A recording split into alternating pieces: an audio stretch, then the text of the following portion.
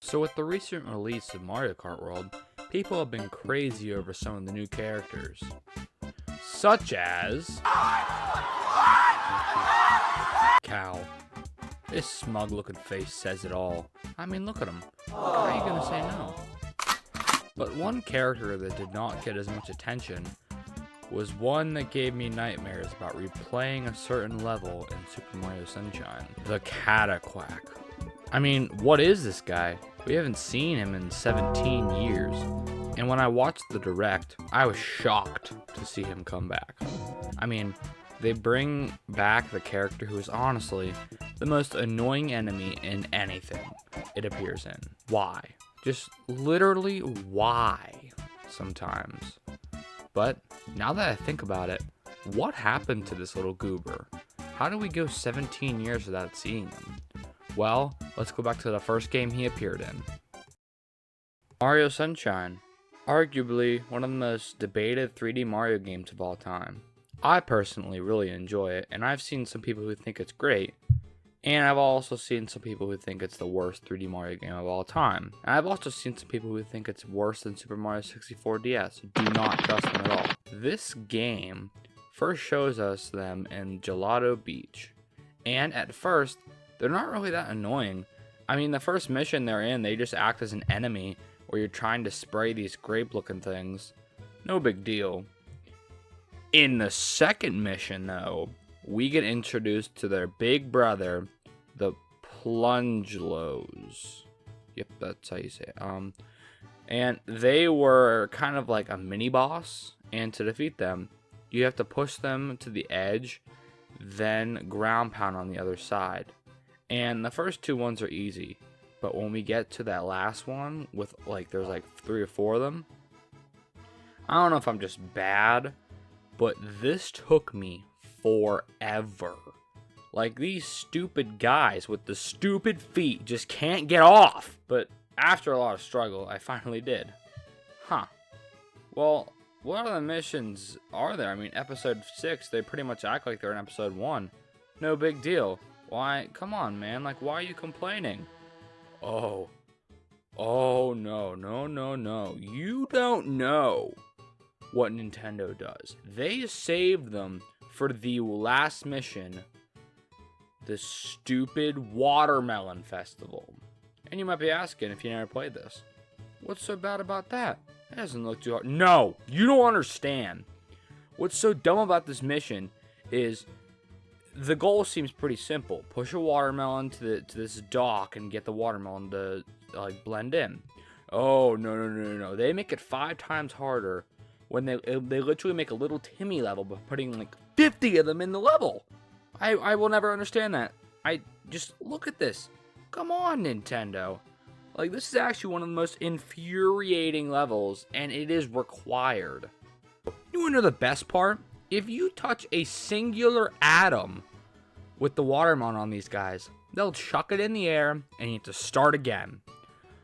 This infuriates me so much that when I play this game again, I am dreading the second I enter in this level. It is so infuriating and I can't stand it.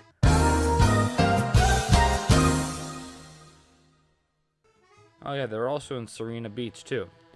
Yeah, they're not that much of a enemy. They pretty much just act as an enemy that King Boo throws out during his boss fight, and they're really easy to defeat. So, just in case anyone cares. Luckily, the next game they appear in isn't as bad. With Super Mario Galaxy.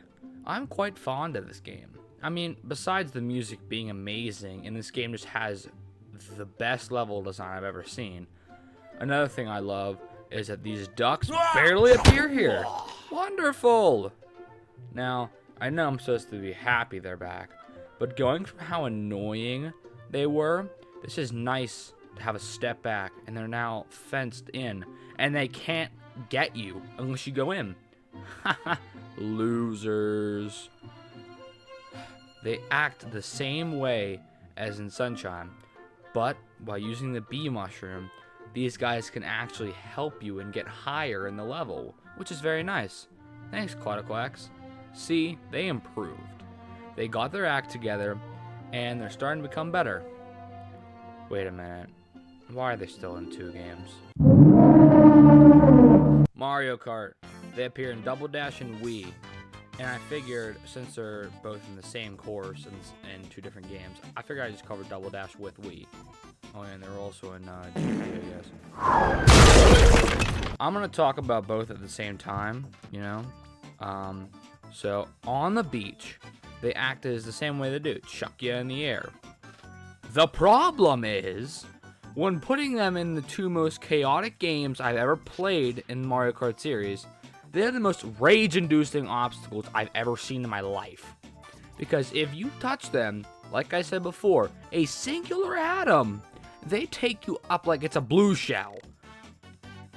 For, like, that you go so high up. I hate you. Why can't you just be normal?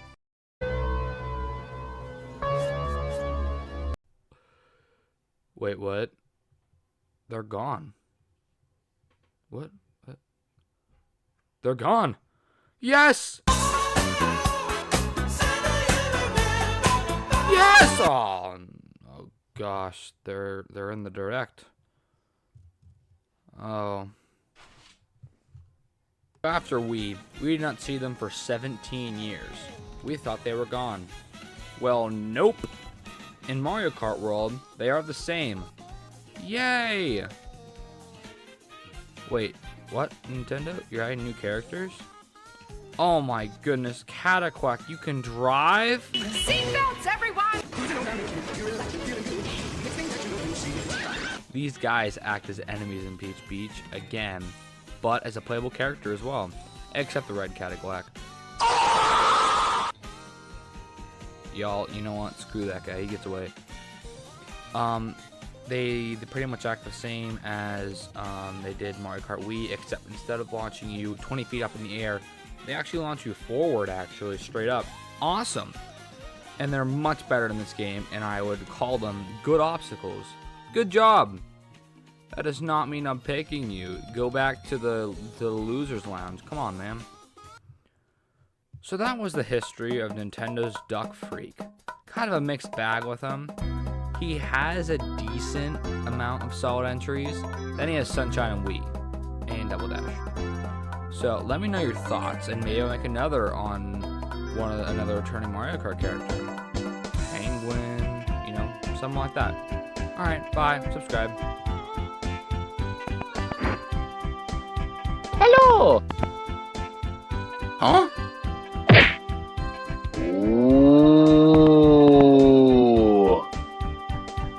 I'm the winner!